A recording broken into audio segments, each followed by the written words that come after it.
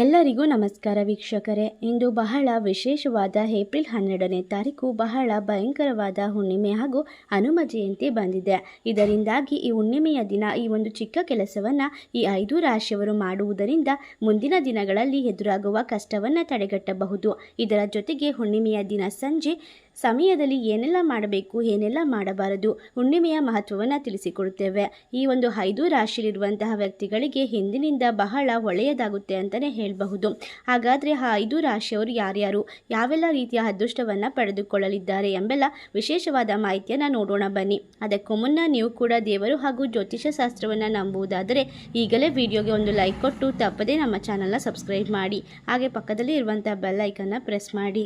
ಹಾಗೂ ನಿಮ್ಮ ಜೀವನದ ಸಮಸ್ಯೆಗಳಾದ ವಿದ್ಯೆ, ಆರೋಗ್ಯ, ಕೋರ್ಟ್ ಕೇಸ್, ಪ್ರೀತಿಯಲ್ಲಿ ನಂಬಿ ಮೋಸ, ಇನ್ನು ಮುಂತಾದ ಸಮಸ್ಯೆಗಳಿಗೆ ಡಿಸ್ಪ್ಲೇ ಆಗುತ್ತಿರುವ ಗುರುಜಿ ನಂಬರ್ಗೆ ಕರೆ ಮಾಡಿ ನಿಮ್ಮ ಸಮಸ್ಯೆಗಳನ್ನು ಪರಿಹಾರ ಮಾಡಿಕೊಳ್ಳಿ.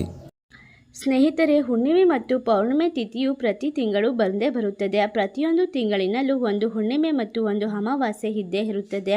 ಹುಣ್ಣಿಮೆ ಮತ್ತು ಅಮಾವಾಸ್ಯೆ ತಿಥಿಯು ಹಿಂದೂಗಳಿಗೆ ಹೆಚ್ಚು ಮಹತ್ವಪೂರ್ಣವಾಗಿರುತ್ತದೆ ಅಂತಲೇ ಹೇಳಬಹುದು. ಪ್ರತಿ ತಿಂಗಳು ಬರುವಂತಹ ಹುಣ್ಣಿಮೆ ಮತ್ತು ಅಮಾವಾಸ್ಯೆಯನ್ನು ಆಯಾ ತಿಂಗಳಿನ ಹೆಸರುಗಳನ್ನೇ ಇಡಲಾಗುತ್ತದೆ. ಹುಣ್ಣಿಮೆ ದಿನದಂದು ಜನರು ಸತ್ಯನಾರಾಯಣ ಸ್ವಾಮಿ ಪೂಜೆ, ಲಕ್ಷ್ಮೀ ಪೂಜೆಗಳಂತಹ ಧಾರ್ಮಿಕ ಕಾರ್ಯಕ್ರಮಗಳಲ್ಲಿ ತಮ್ಮನ್ನು ತಾವು ತೊಡಗಿಸಿಕೊಳ್ಳುತ್ತಾರೆ.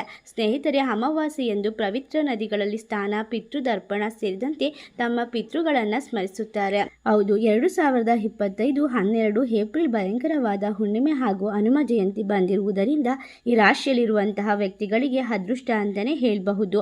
ಇವರಿಗೆ ಇರುವಂತಹ ಎಲ್ಲ ರೀತಿಯ ತೊಂದರೆಗಳು ದೂರವಾಗುತ್ತದೆ. ಸಾಕಷ್ಟು ರೀತಿಯ ಒಂದು ಕಷ್ಟಗಳು ಪರಿಹಾರವನ್ನು ಪಡೆದುಕೊಳ್ಳುತ್ತವೆ ಅಂತಲೇ ಹೇಳಬಹುದು. ಈ ವರ್ಷದಲ್ಲಿ ನಮಗೆ ಯಾವೆಲ್ಲ ದಿನ ಹುಣ್ಣಿಮೆ ಮತ್ತು ಪೌರ್ಣಿಮೆ ತಿಥಿ ಸಿಗುತ್ತದೆ, ಆ ದಿನ ಏನೆಲ್ಲ ಮಾಡಬೇಕು ಅನ್ನೋ ವಿಶೇಷವಾದ ಮಾಹಿತಿಯನ್ನು ನೋಡೋಣ ಬನ್ನಿ. ಅದಕ್ಕೂ ಮುನ್ನ ಈ ರಾಶಿಯಲ್ಲಿರುವಂತಹ ವ್ಯಕ್ತಿಗಳಿಗೆ ಅತ್ಯುತ್ತಮ ದಿನಗಳು ಆರಂಭವಾಗುವುದರಿಂದ ಈ ರಾಶಿಯಲ್ಲಿರುವಂತಹ ವ್ಯಕ್ತಿಗಳು ಆದಷ್ಟು ಬೇಗ ಶ್ರೀಮಂತಿಕೆಯನ್ನು ಪಡೆದುಕೊಳ್ಳುತ್ತಾರೆ. ಈ ಒಂದು ವಿಶೇಷವಾದ ಒಂದು ರಾಶಿಯವರ ಜೊತೆಗೆ ಸರಳ ಪರಿಹಾರವನ್ನು ತಿಳಿಸಿಕೊಡುತ್ತೇವೆ.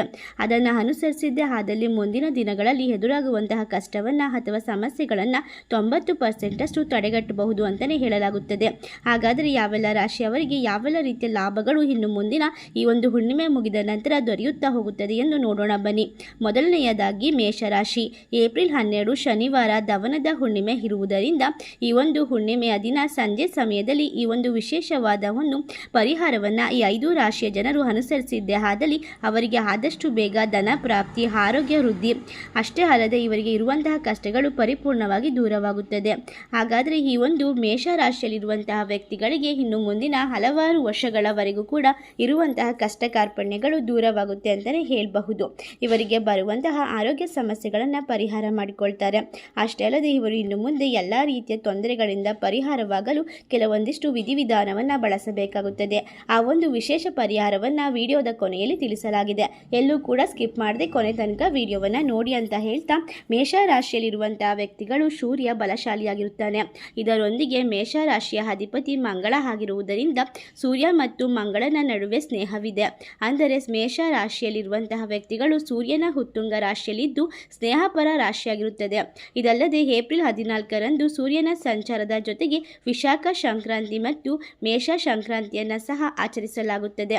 ಇದರಿಂದ ಸೌರಚಕ್ರದ ಪ್ರಕಾರ ಈ ವರ್ಷವು ವಿಶಾಖ ಮಾಸದಿಂದ ಪ್ರಾರಂಭವಾಗುತ್ತದೆ. ಅಂತಹ ಪರಿಸ್ಥಿತಿಯಲ್ಲಿ ಮೇಷ ಮತ್ತು ಸಿಂಹ ಸೇರಿದಂತೆ 5 ರಾಶಿಗಳಿಗೆ ಸೌರ ವರ್ಷದ ಆರಂಭವು ತುಂಬ ಶುಭವಾಗಿರುತ್ತದೆ. ಸ್ನೇಹಿತರೆ, ಸೂರ್ಯ ಸಂಚಾರವು ಯಾವ 5 ರಾಶಿಗಳಿಗೆ ಅತ್ಯಂತ ಲಾಭದಾಯಕ ಹಾಗೂ ಪ್ರಯೋಜನಕಾರಿ ಎಂದು ನೋಡುವುದಾದರೆ ಕನ್ಯಾ ರಾಶಿ, ಮೇಷರಾಶಿ, ಮೀನರಾಶಿ, ತುಲಾ ರಾಶಿ, ಧನಸ್ಸು ರಾಶಿ. ಈ 5 ರಾಶಿಯಲ್ಲಿರುವಂತಹ ವ್ಯಕ್ತಿಗಳಿಗೆ ಇನ್ನು ಮುಂದಿನ ಹಲವಾರು ವರ್ಷಗಳವರೆಗೂ ಕೂಡ ಮೊದಲನೆಯ ಮನೆಯಲ್ಲಿ ಇರುವಂತಹ ಈ ಒಂದು ಸೂರ್ಯ ಮತ್ತು ಮಂಗಳನ ವಿಶೇಷವಾದ ಶಕ್ತಿ ದೊರಕುತ್ತದೆ. ಜಾತಕದ ದೋಷಗಳು ಸಂಪೂರ್ಣವಾಗಿ ದೂರವಾಗುತ್ತದೆ. ಆಂಜನೇಯ ಸ್ವಾಮಿಯ ಕೃಪಕಟಾಕ್ಷದ ಜೊತೆಗೆ ಲಕ್ಷ್ಮೀ ದೇವಿಯ ಸಂಪೂರ್ಣ ಅನುಗ್ರಹವನ್ನು ಈ ರಾಶಿಯವರು ಪಡ್ಕೊಳ್ತಾರೆ ಅಂತಲೇ ಹೇಳಬಹುದು. ಇದರಿಂದ ಉತ್ತಮವಾದ ಸ್ಥಾನಕ್ಕೆ ಪ್ರವೇಶಿಸುತ್ತಾರೆ. ಮನೆಯಲ್ಲಿ ಸಂತೋಷ, ಶುಭ ಕಾರ್ಯಗಳು ನಡೆಯುವ ಮುನ್ಸೂಚನೆಗಳು ಸಿಗುತ್ತದೆ. ಬಹಳ ದಿನಗಳಿಂದ ಬಾಕಿ ಉಳಿದಿರುವ ಕೆಲಸಗಳು ಯಶಸ್ವಿಯಾಗುತ್ತವೆ. ಇನ್ನು ಸಂಪತ್ತು ಕೂಡ ಹೆಚ್ಚಾಗುವ ಸಾಧ್ಯತೆ ಇರುತ್ತದೆ. ವ್ಯವಹಾರದಲ್ಲಿ ವಿಸ್ತರಣೆ ಕಂಡುಬರುತ್ತದೆ. ಆರ್ಥಿಕ ಪರಿಸ್ಥಿತಿ ಬಲಗೊಳ್ಳುವುದರ ಜೊತೆಗೆ ಕೆಲಸ ಮತ್ತು ವ್ಯಾಪಾರದಲ್ಲಿ ನೀವು ಸಾಕಷ್ಟು ಪ್ರಗತಿಯನ್ನು ಸಾಧಿಸಬಹುದು. ಹೊಸ ಆದಾಯದ ಮೂಲಗಳು ಸೃಷ್ಟಿಯಾಗುತ್ತವೆ. ಪ್ರತಿಯೊಂದು ಕೆಲಸದಲ್ಲೂ ಕೂಡ ಅಪೇಕ್ಷಿತ ಫಲಿತಾಂಶವನ್ನು ಪಡೆದುಕೊಳ್ಳಬಹುದು. ಆರೋಗ್ಯ ಸುಧಾರಿಸುತ್ತದೆ. ದಾಂಪತ್ಯ ಜೀವನ ಸುಖಮಯವಾಗಿ ಸಾಗುತ್ತದೆ. ಈ ಅವಧಿಯಲ್ಲಿ ಅಂದರೆ ಹುಣ್ಣಿಮೆಯ ದಿನ ಶನಿವಾರ ದವನದ ಹುಣ್ಣಿಮೆ ಇರುವುದರಿಂದ ಈ ರಾಶಿಯಲ್ಲಿರುವಂತಹ ವ್ಯಕ್ತಿಗಳು ಕೋಪಗೊಳ್ಳುವುದನ್ನು ತಪ್ಪಿಸಬೇಕಾಗುತ್ತದೆ. ಮುಂದಿನ ದಿನಗಳಲ್ಲಿ ಅದೃಷ್ಟ ಅಂತಲೇ ಹೇಳಬಹುದು. ಈ ರಾಶಿಯಲ್ಲಿರುವಂತಹ ವ್ಯಕ್ತಿಗಳಿಗೆ 90% ಅದೃಷ್ಟ ಇರುವುದರಿಂದ ಯಾವುದೇ ಕೆಲಸ ಮಾಡಿದರೂ ಕೂಡ ಎಲ್ಲದರಲ್ಲೂ ಕೂಡ ಜಯ ಇರುತ್ತೆ. ಹಾಗೆ ಇವರಿಗೆ ಇರುವಂತಹ ಸಣ್ಣ ಪುಟ್ಟ ಸಮಸ್ಯೆಗಳು ಕಷ್ಟಗಳು ದೂರ ಆಗುತ್ತೆ. ಇನ್ನು ಹಲವಾರು ವರ್ಷಗಳವರೆಗೂ ಕೂಡ ನಿಮ್ಮ ಮನೆಯಲ್ಲಿ ಸಂತೋಷ ಸಮೃದ್ಧಿ ತುಂಬಿರುತ್ತೆ ಅಂತಲೇ ಹೇಳಬಹುದು. ಅಷ್ಟೇ ಅಲ್ಲದೆ ಈ ರಾಶಿಯಲ್ಲಿರುವಂತಹ ವ್ಯಕ್ತಿಗಳಿಗೆ ಹಲವಾರು ವರ್ಷಗಳ ನಂತರ ಮನೆಯಲ್ಲಿ ಸಿಹಿ ಸುದ್ದಿ ಕೇಳಿ ಬರುತ್ತೆ. ಮದುವೆಯಾಗಿ ಇಷ್ಟು ವರ್ಷ ಆಗಿದ್ರೂ ಕೂಡ ಮಕ್ಕಳಿಲ್ಲದೆ ಇರುವಂತಹ ದಂಪತಿಗಳಿಗೆ ಪುತ್ರ ಸಂತಾನ ಪ್ರಾಪ್ತಿಯಾಗುತ್ತೆ ಅಂತಲೇ ಹೇಳಬಹುದು. ಅಮಾವಾಸ್ಯೆಯ ದಿನ ಈ ಸಣ್ಣ ಪುಟ್ಟ ಕೆಲಸ ಮಾಡುವುದರಿಂದ ಅದರಲ್ಲೂ ಯಶಸ್ಸು ಅಂತಲೇ ಹೇಳಬಹುದು. ಯಾವುದೇ ಕೆಲಸ ವ್ಯಾಪಾರದಲ್ಲಿ ಹಣಕಾಸಿನಲ್ಲಿ ಮತ್ತು ಮಕ್ಕಳ ವಿಷಯದಲ್ಲಿ ಎಲ್ಲ ಅಭಿವೃದ್ಧಿಯನ್ನು ನೋಡಬೇಕು ಅಂದರೆ ಸ್ನೇಹಿತರೆ ಹುಣ್ಣಿಮೆಯ ದಿನ ಸಂಜೆ ಸಮಯದಲ್ಲಿ ಏನೆಲ್ಲ ಮಾಡಬೇಕು ಅನ್ನೋದನ್ನು ನೋಡೋಣ ಬನ್ನಿ.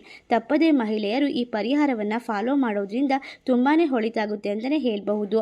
ನಿಮ್ಮ ಸುತ್ತಮುತ್ತಲೂ ಅನೇಕ ರೀತಿಯ ಅಂಶಗಳು ಅವುಗಳಲ್ಲಿ ಕೆಲವು ಔಷಧೀಯ ಗುಣಗಳು ಇರುವಂತಹ ಸಸ್ಯಗಳು ವಾಸ್ತುಶಿಲ್ಪದ ಗುಣಗಳುಳ್ಳ ಸಸ್ಯಗಳು ಸಿಗುತ್ತದೆ. ಅವುಗಳಲ್ಲಿ ಆಲೋವೆರಾ ಅಗ್ರಸ್ಥಾನದಲ್ಲಿದೆ ಅಂತಲೇ ಹೇಳಬಹುದು.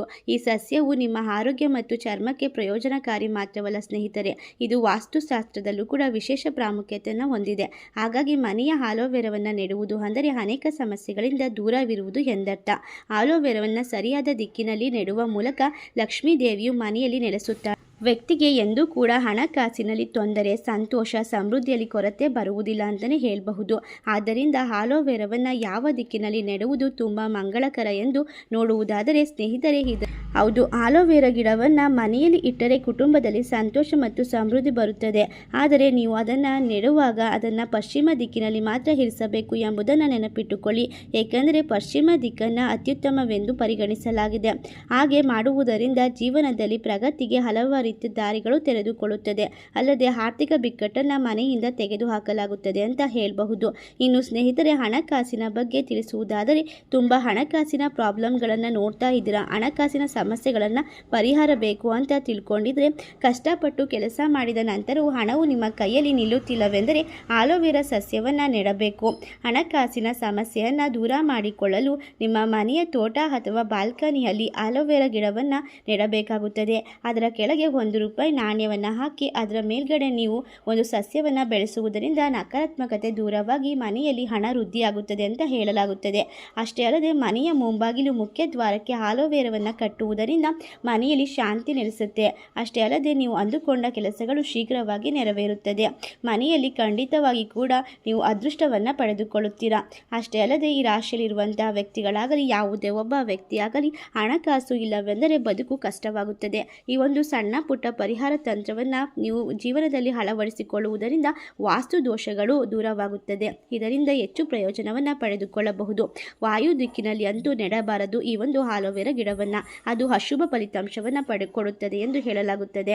ಇನ್ನು ಆಲೋವೆರಾ ಗಿಡವನ್ನು ತೆಗೆದುಕೊಂಡು ಬಂದು ಬೇರನ್ನು ತೊಳೆದು ಅಲ್ಲಿಗೆ ಅರಿಶಿನ ಕುಂಕುಮವನ್ನು ಹಾಕಿ ಪೂಜೆಯನ್ನು ಸಲ್ಲಿಸಿ ಮನೆಯ ಮುಂಬಾಗಿಲಿನ ಮೇಲೆ ಕಟ್ಟುವುದರಿಂದ ನಿಮ್ಮ ಧನ ಧಾನ್ಯ ವೃದ್ಧಿಯಾಗುತ್ತದೆ, ಅಷ್ಟ ಐಶ್ವರ್ಯ ಪ್ರಾಪ್ತಿಯಾಗುತ್ತದೆ. ಆದಷ್ಟು ಈ ಒಂದು ಸಮಯದಲ್ಲಿ ಹುಣ್ಣಿಮೆಯ ಸಂಜೆಯ ಸಮಯದಲ್ಲಿ ಇದನ್ನು ಮಾಡಬೇಕು. ಮಹಿಳೆಯರು ಈ ರೀತಿ ಮಾಡುವುದರಿಂದ ಶುಭ ಅಂತಲೇ ಹೇಳಲಾಗುತ್ತದೆ. ತಪ್ಪದೇ ಈ ಸಣ್ಣ ಪುಟ್ಟ ಪರಿಹಾರಗಳನ್ನು ಮಾಡಿಕೊಂಡು ನಿಮ್ಮ ಜೀವನದಲ್ಲಿ ಇರುವಂತಹ ಕಷ್ಟಗಳಿಂದ ಮುಕ್ತಿಯನ್ನು ಪಡೆದುಕೊಳ್ಳಿ ಅಂತ ಹೇಳ್ತಾ ಈ ಒಂದು ವಿಡಿಯೋವನ್ನು ಇಲ್ಲಿಗೆ ಮುಗಿಸ್ತಾ ಇದ್ದೀನಿ. ಈ ಒಂದು ವಿಡಿಯೋ ನಿಮಗೆಲ್ಲ ಇಷ್ಟವಾಗಿದ್ದರೆ ನಿಮ್ಮ ಫ್ರೆಂಡ್ಸ್ ಆ್ಯಂಡ್ ಫ್ಯಾಮಿಲಿಗೆ ಶೇರ್ ಮಾಡಿ. ಓಂ ಲಕ್ಷ್ಮೀ ದೇವಿ ನಮಃ ಎಂದು ಕಮೆಂಟ್ ಮಾಡಿ. ಧನ್ಯವಾದಗಳು.